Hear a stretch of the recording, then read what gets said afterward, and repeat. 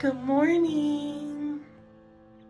I just wanted to get on real quick and tell you about a Bible verse from one of my pastors that I was listening to, as I do. It's Malachi 3:16. How often do we read the Old Testament, the latter books, like Obadiah? Is that a book? Obadiah, Nahum, Malachi, you don't read them very often, but he brought this verse up. Anyway, he was talking about how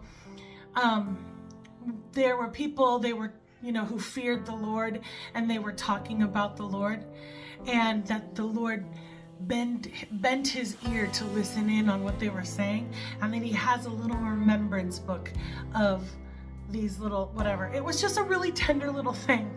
But I wanted to tell you, the thing that struck me was when we're talking about God and how we love him, and we're having a conversation with another Christian or whatever, and we're like, oh my God, I love the Lord so much, and we're having a conversation, that the Lord bends his ear. When your kids or whatever, nieces or nephews or whatever, are in the other room and they're talking and being all cute, and as a parent you go and listen in and you're like,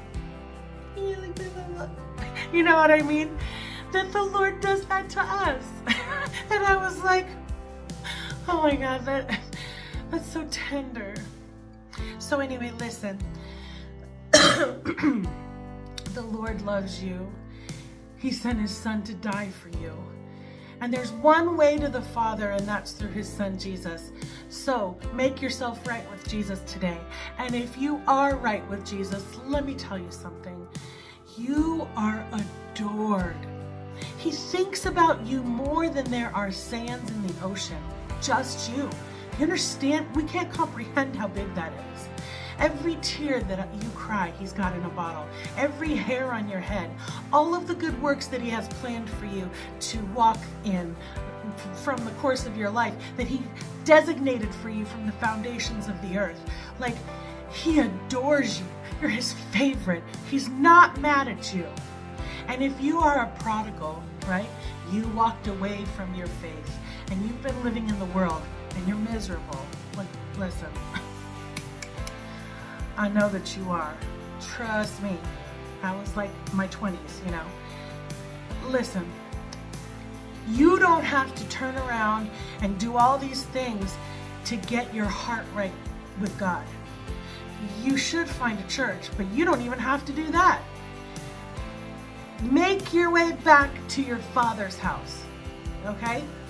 The prodigal son story, he spent all his inheritance, he's lived in the world, he is living with pigs and swine, all of his friends have left him, and he's like, you know what, the servants have it better at my Father's house.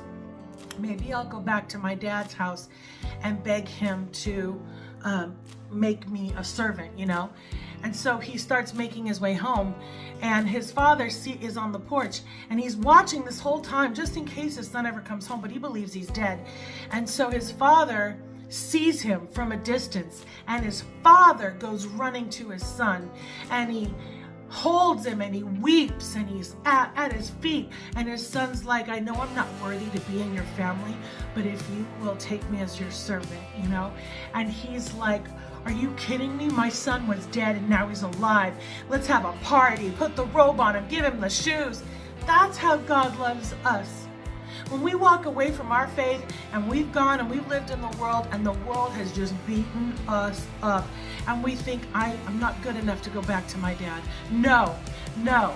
You will never, even on your best day, be good enough. That's not why he adores you. It's because of the sacrifice Jesus made for you. So he sees you through that sacrifice. He wants you home. You don't have to do a bunch of stuff. He's already there. He's waiting for you to just turn around. So make your way home to your dad's house. Okay? All right. I think that's all I have to say today. Deep breath. I love you fiercely like a crazy person. Good to one another. Don't forget you're one of the one another's. Don't forget to be good to yourself. I love you, and I mean it, Peanut. Mwah.